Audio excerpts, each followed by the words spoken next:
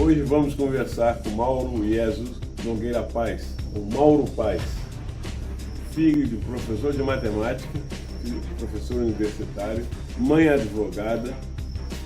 Aos 22 anos passou a ser empresário, voltado mais para o comércio exterior, trabalhando muito, até que um dia aconteceu um acidente que mudou toda a vida dele, mas por conta desse acidente que a gente estava conversando aqui, eu considero o Mauro uma pessoa talhada para falar sobre o nosso assunto, que é futuro, o nosso futuro.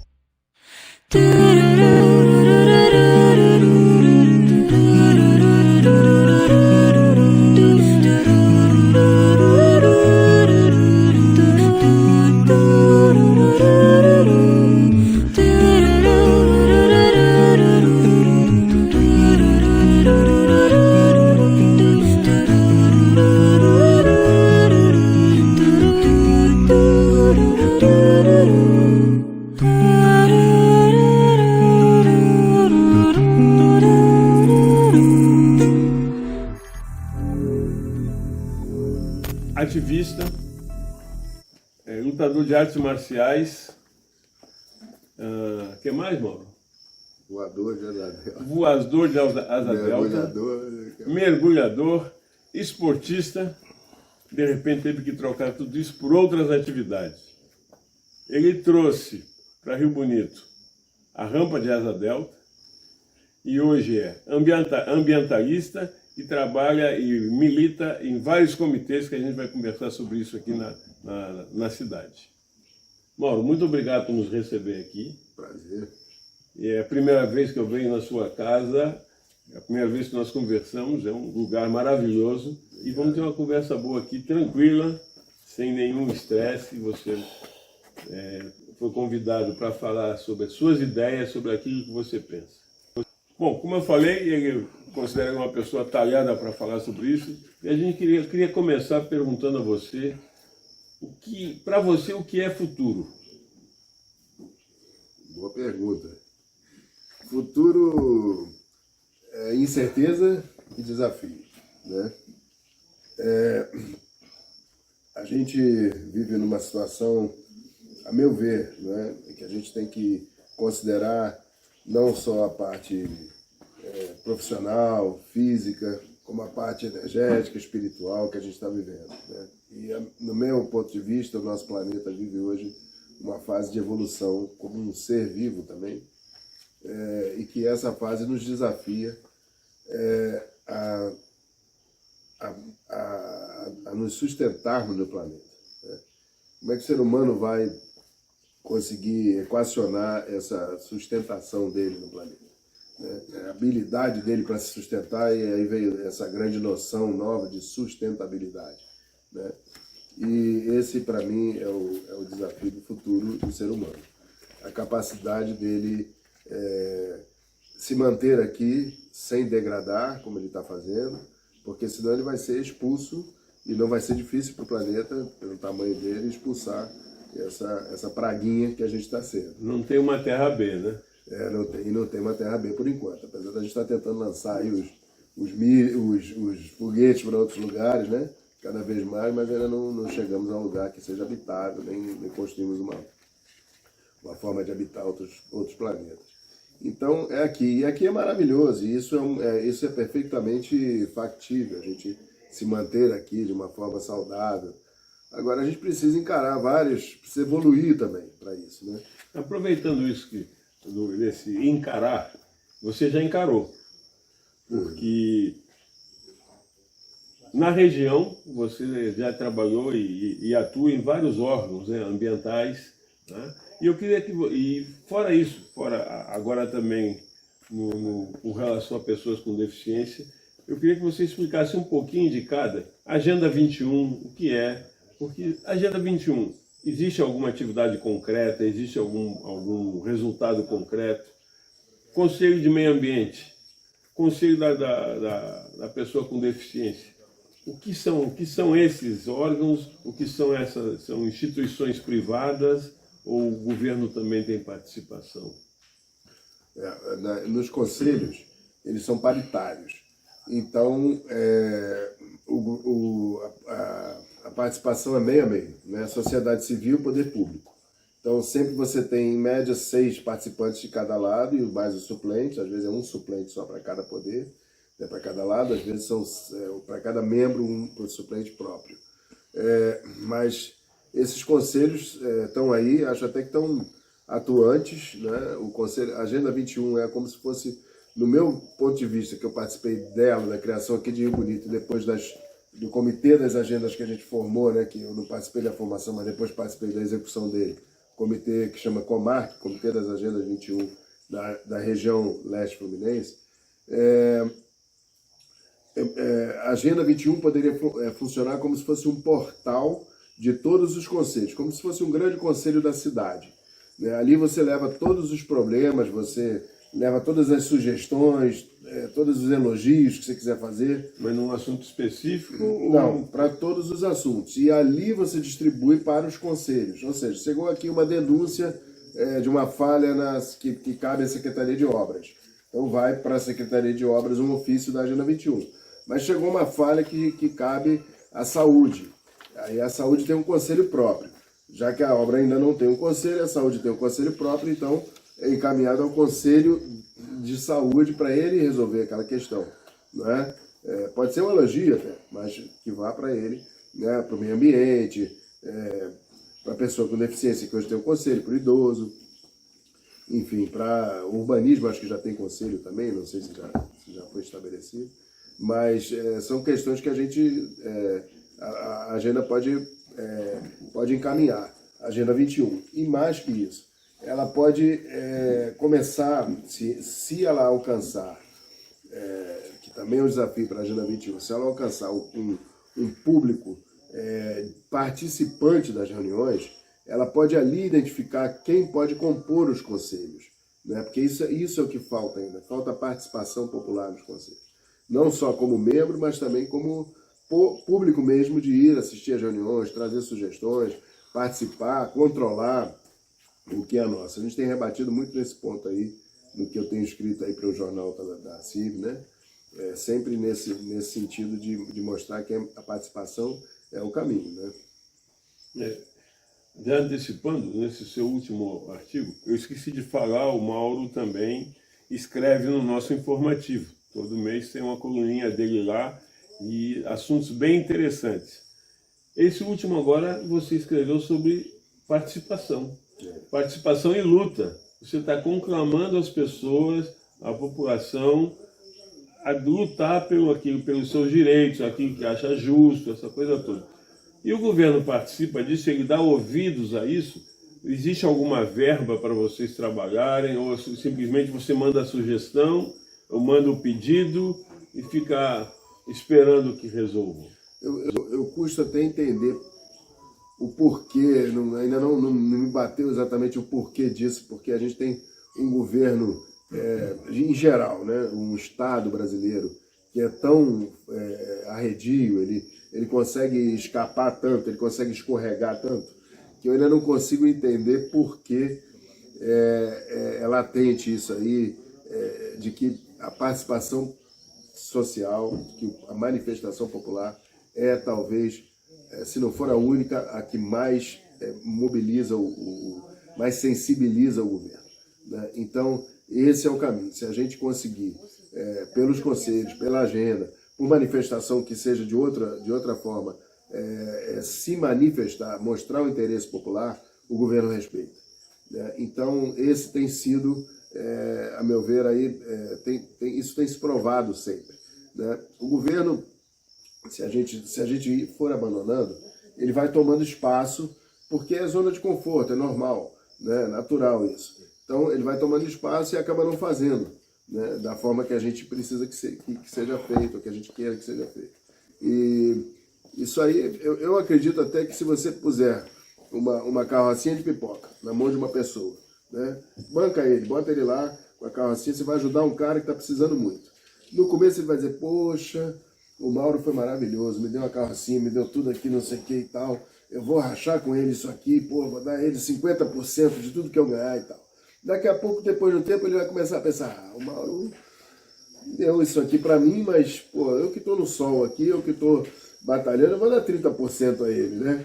Daqui a um tempo ele não vai dar nada, porque ele vai achar, quer saber de uma coisa? Ele tem grana, não precisa de nada disso, ele não deu isso aqui porque ele podia dar, eu que estou trabalhando, entendeu? E aí é o mesmo raciocínio natural que as pessoas seguem e que elas estão no governo vão seguir também.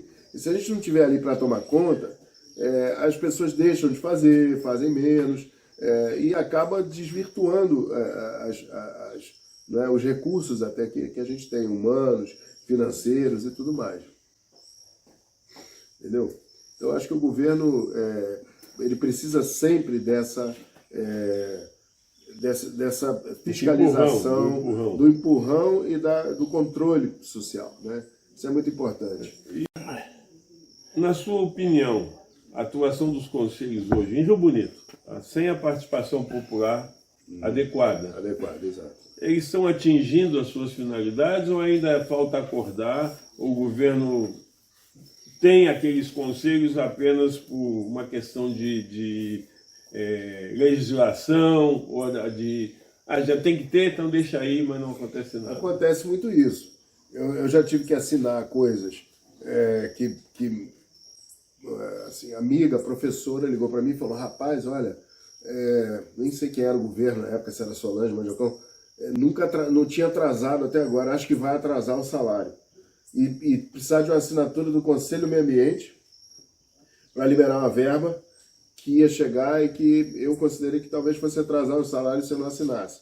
Então assinei com os outros membros, sabendo que a gente não tinha feito a conferência da prestação de contas, né, da forma adequada. Eles já assinaram como testemunha para a gente poder não atrapalhar o funcionamento da máquina pública.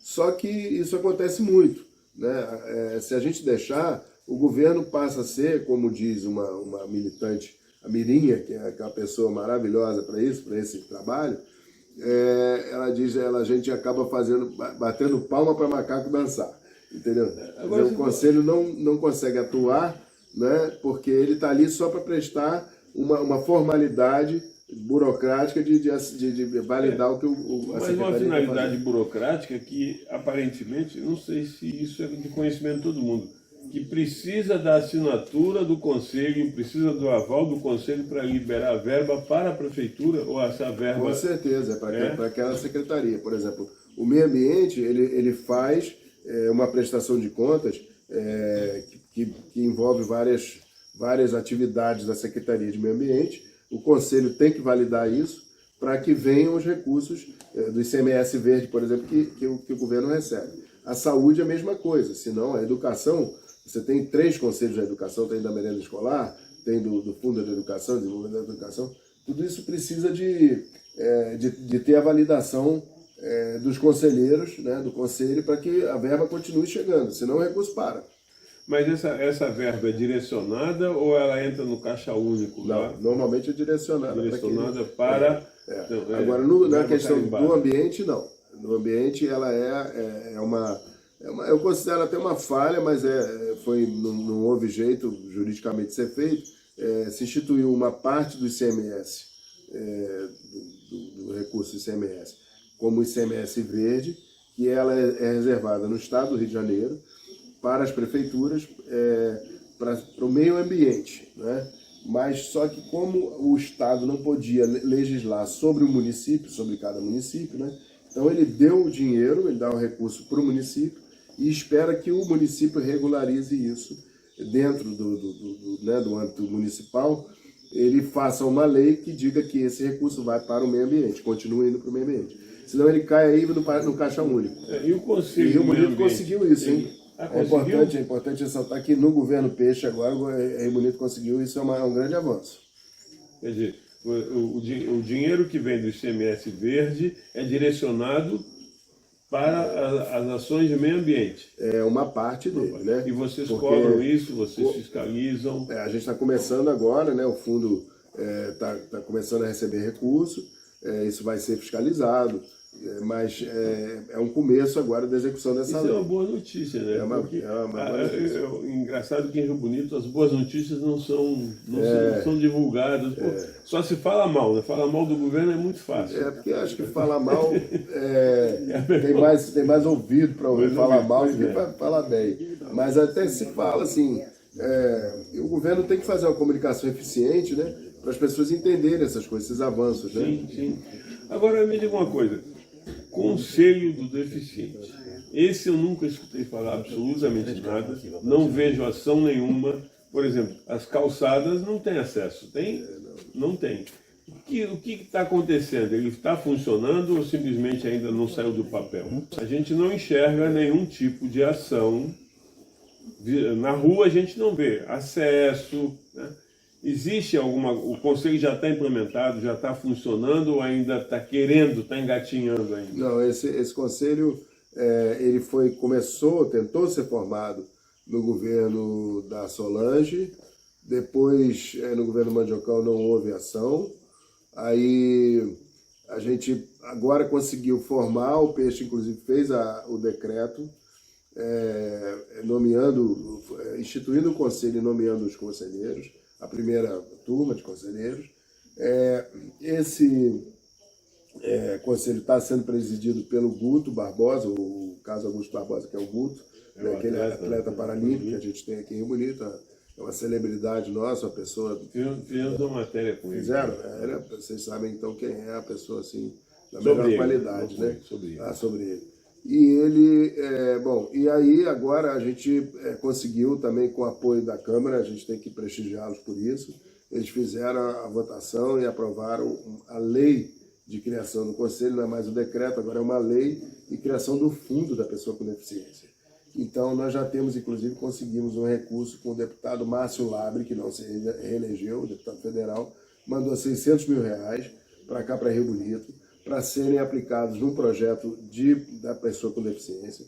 Não foram aplicados por uma questão burocrática, mas a gente também tem que prestigiar o prefeito Peixe, porque ele tem respeitado isso, não mexeu no dinheiro, está esperando que seja tudo estabelecido, tudo formado da forma jurídica que se possa usar esse recurso, né? E ele vai ser aplicado em projetos voltados para a pessoa com deficiência. Então, é um conselho que já conta, inclusive, com algum recurso, por menor que seja, mas já conta.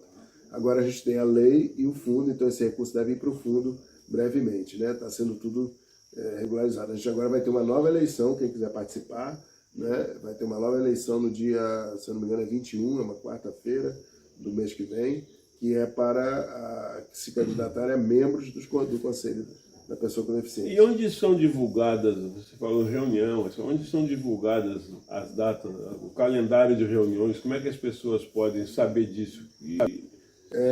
No canal oficial da Prefeitura, isso é tudo... No Face? Eu acredito que no Face também, mas eu não tenho ciência disso. No Face eu nunca vi. Nunca viu, né? Nunca vi. Mas a Prefeitura tem um site, tem o Diário Oficial, né? Da Prefeitura, que é um jornal, né? O Diário Oficial ninguém lê, né? Puxa. Agora não se lê mais, né? Mas é isso que eu digo, a comunicação tem que ser bem eficiente para que se tome ciência dessas coisas, né? As pessoas saibam. Mas essas suas informações nos mostram até que nem tudo é tão ruim. Tem como ninguém é certo o tempo todo e ninguém é errado o tempo todo. Tem coisas que estão sendo feitas a favor da cidade. Claro que tem. Isso tem que ser divulgado. Não é só a coisa ruim, a coisa boa também tem que ser divulgada. Poxa, muita coisa boa aí. Bom, partindo dessa ideia toda, agora eu queria ver da gente assim, no coletivo. Como você imagina o futuro de Rio Bonito? Dentro do aspecto de sustentabilidade, dentro desse aspecto de atendimento ao idoso, o ideal qual seria, né? Eu sou um cara bem crítico nessas coisas. Você falou em calçada, por exemplo. Sim. Né? Eu fico besta de ver, rapaz. Fico besta de ver no Brasil que a gente, todo dia, eu fui criado, né, existindo um fenômeno chamado Sessão da Tarde. Né? Um filme americano que passa todo dia na Rede Globo, né? na televisão brasileira.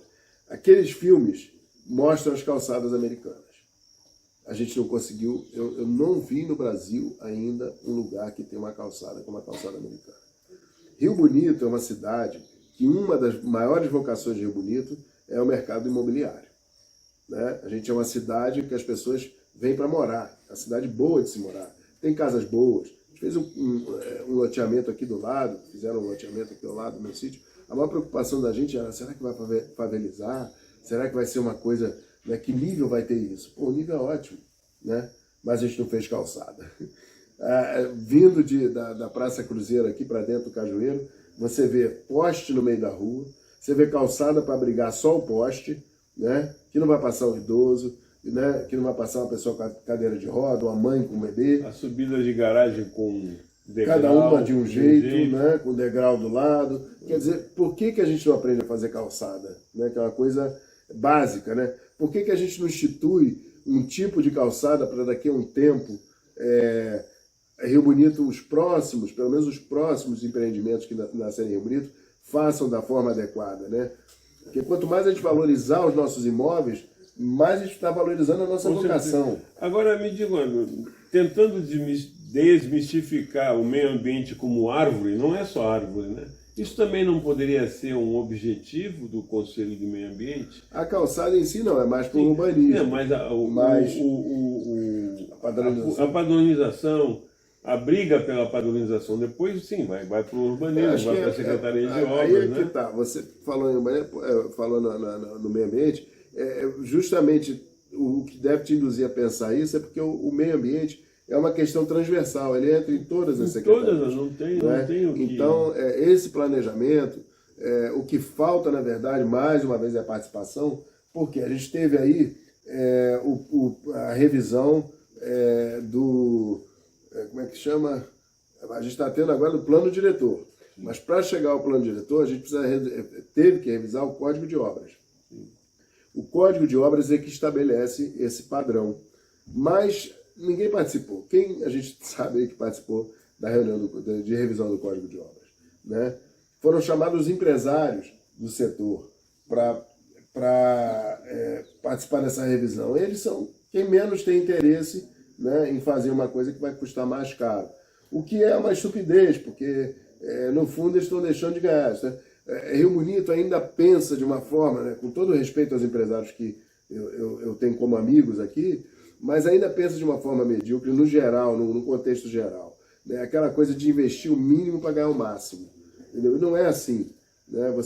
Às vezes um loteamento em Rio Bonito, aqui ao lado, um loteamento grande, que na verdade é um bairro novo que se institui, você investe aí o out of pocket, que chama o fora do bolso, que você desembolsa, 2 milhões. Né? E você, no final, você começa já a vender lotes, pede a prefeitura para esperar um pouquinho para você fazer as pontes, faz uma coisinha aqui, outra ali, e você ganha 100 milhões. Como é que você bota 1 ou 2 para fora e ganha 100? Né? Não tem diamante aqui, não tem uma disparidade. Grande. Esse dinheiro fica para a prefeitura asfaltar daqui a 20 anos. Nós vamos comer poeira aí, as pessoas que estão construindo uma casa vão comer poeira. Então tem muita coisa para a gente crescer ainda nesse sentido. É a questão da vizinhança, né? Um amigo meu lá do Voo Livre, lá nos Estados Unidos, ele comprou uma casa. Ele era uma celebridade lá, ele estava no livro dos Guinness. Comprou uma casa e botou, como ele fazia tour, né? Para fazer a exibição dele de moto, não sei o que e tal, que ele foi recordista. Ele botou 2 pessoas que ajudavam ele para morar no terreno da casa, dentro de um trailer, cada um. O xerife, não precisou ninguém, não precisou nenhum vizinho mover processo, nada disso. O xerife chegou para ele, foi visitá-lo, cumprimentou dele ter chegado, dele estar morando ali e tal. Depois da conversa, ele, o filho e o pai, conversando, o xerife perguntou assim, a vontade sua aqui é o que? É favelizar mesmo a região? Aí ele, como assim? Por quê? Porque tem 2 trailers morando aqui, que história é essa? Aí ele falou, não, eles trabalham comigo. Ele falou, mas os seus vizinhos, você viu quanto eles investiram nas casas deles? Você vai desvalorizar a casa de todo mundo fazer uma favela aqui? Então vamos fazer o seguinte, semana que vem quando eu voltar aqui não vai ter mais ninguém morando no seu quintal, tá bom? Não precisou nada, pô. Eu acho que isso apenas cumpre-se a lei. E se cumpre o bom senso, né? Bom senso. Quando você desvaloriza a sua, desvaloriza a vizinhança toda, poxa. Você tá montando um galpão do lado de uma casa em que o cara juntou o dinheiro da família para construir uma casa. Aí você vai e monta um galpão, você não sabe se o cara vai soldar a noite inteira ali, se vai fazer um baile funk, né? Ou monta uma casa do outro lado com 12 kitnets num terreno. Quem vai morar ali? Né? Numa área que só tem... Então isso tudo é bom senso de chegar e resolver. Aqui, a questão aqui é a burocracia toda e a falta de apoio popular, porque o povo não participa, entendeu? É isso que a gente tem que crescer nesse sentido. As medidas impopulares, né? Todo político tem medo. Foge. Mas tem uma coisa que não é só Rio Bonito, evidentemente. Claro. Que hoje parece, eu não sei, a mudança da sociedade parece que virou moda a transgressão. Vou transgredir e às vezes é por nada. Vou transgredir por transgredir, não tem mais nenhum motivo. É avanço de sinal, é parar em fila dupla, uma coisa simples, né? Aí acontece um acidente, alguma coisa, não acontece nada. É a impunidade. Né? Pois é. Dentro desse espírito, você não vai ser candidato a nada. Então é fácil perguntar para você. O que a gente espera, ou pode esperar, na sua opinião, dessas eleições? Que são as primeiras eleições depois da eleição de presidente, onde a divisão ideológica foi acentuada, o país saiu dividido, 50% para cada um. Né? Se é que foram. Se é que foram, 50% para cada um, 1% para lá, 1% para cá, né? Mas que afetou muito as relações sociais aqui, né? Sociais, políticas, né? No país. Então, assim, a eleição para a prefeitura o ano que vem, para os vereadores e tal. O que a gente pode esperar disso? É uma nova divisão, sem programa, ou é algo já que tenha assim, uma nova visão, né, de mundo? Porque está tudo mudando, tecnologia, tudo mudando. Será que a gente não vai mudar também nessa? Essa talvez é a mais difícil das perguntas. Pergunta de $1 milhão. Porque quando eu falei lá no começo, né, que a gente vive um desafio de evoluir, né, no meu ponto de vista, a evolução ela é mais em função, ela é moral, né? Dizem os espíritas que a evolução que o ser humano enfrenta hoje é um desafio moral, mas a meu ver é da verdade, e a gente precisa encarar essa verdade. O Brasil tem 200 milhões de pessoas, ele não precisa estar repetindo os políticos, ele não precisa estar repetindo, ele podia estabelecer que o cara podia ser político durante um mandato só e acabou, entendeu? Mas é uma profissão aqui, porque ela está enraizada em toda a sociedade, em todo o funcionamento do país. Então, Rio Bonito tem 60 mil pessoas, mas a gente tem aí quantas pessoas? 100 que participam da política, né? Como candidatos, né? Nem isso, talvez. Então, não é como vereador, candidato a vereador, prefeito e tal. Então, a gente precisava que as pessoas se entusiasmassem mais. Você disse que eu, em princípio, não sou candidato. Gostaria de ser candidato.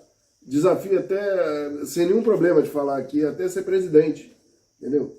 Mas, por quê? Mas não tenho nenhum problema em admitir que eu sei que nos 200 milhões de brasileiros tem muita gente muito melhor do que eu para ser presidente, né? Então, em Rio Bonito, certamente tem gente melhor do que eu para ser prefeito, né? Por que essas pessoas não se candidatam?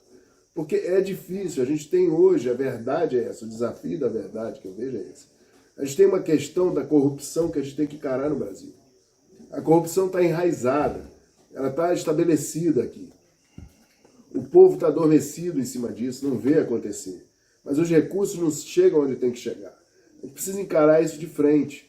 Então, para que uma pessoa que tem potencial de fazer mais pela cidade possa se candidatar, e possa se eleger, e possa governar, ela vai ter que lidar com isso. Porque hoje o cara que vem com a melhor das intenções, se ele não ceder, ele morre. Ele não tem como governar. Então essa é a verdade que a gente não conversa, não encara. Eu vejo aí debate para presidente, os caras não falam abertamente sobre essas coisas. Vai no nosso campo, aqui na nossa região, se você andar em qualquer área, você vai ver. De quem é essa fazenda? Tem uma que é de um empresário, o cara que ganha dinheiro realmente e tal, mas você vai ver que no mínimo, eu estou chutando aí, no mínimo 30% das terras estão na mão de ex-vereador, ex-prefeito, ex-deputado, ex-não sei o quê. Aí você vai para o Mato Grosso, que eu já fui, onde as terras são maiores, é do ex-senador, é do ex-deputado federal, entendeu? Muitas vezes bancado pelo governo. Então, enquanto a gente não conseguir limpar o nosso caminho e dar a possibilidade de um cara dizer que ele vai, vou parar 4 anos do meu projeto pessoal para servir, né, ao meu povo, servir ao meu país, não tem essa possibilidade, né? Não existe isso hoje. Você falou uma bela plataforma de governo, verdade. Simplesmente pequenininho verdade. E difícil. A nossa conversa pode se estender aqui, como já foi dito, por horas. A gente vai ter que finalizar por aqui, mas eu já queria deixar de antemão pré-agendado uma continuação dessa conversa, com a evolução das coisas, falar mais sobre os seus projetos empresariais, né, que você cria, com tudo isso você cria emprego, né? Não é em Rio Bonito também, mas em Silva Jardim tem um projeto lá de industrial, alimentício, né? Começando. E depois queria conversar sobre isso também, porque interessa à região esse tipo de coisa, né? Até porque as pessoas têm que aprender a valorizar o que é da terra, não é só o de fora. De fora pode ser bom, mas o nosso pode ser muito melhor, né? Com certeza. Poxa, o potencial aqui é enorme, agricultura, turismo, tanta coisa boa, né? A própria parte de habitação, né? Receber, a gente tem aqui o desenvolvimento econômico, né? A gente tem um corredor, que é o corredor da indústria mais rica do mundo, o petróleo. A gente está no meio dele, né? Está produzindo petróleo no norte e beneficiando aqui no Gajube agora, mas será com o pé ainda, né? A gente precisa aproveitar isso. Mas é isso, a gente precisa criar meios para que as pessoas boas participem. A gente tem hoje um governo muito bom, eu tenho visto, tá? Meus filhos disse aqui, é um governo muito bom. Recentemente eu tenho um governo limpo, uma pessoa que tem vontade de fazer, e que está conseguindo fazer bastante. E é isso, como é bom renovar, né? Depois de 28 anos, a gente tem renovado. Em 30 anos, bem perfeito. Bem perfeito, né? Te agradeço muito, então. Prazer, sempre. Até a próxima.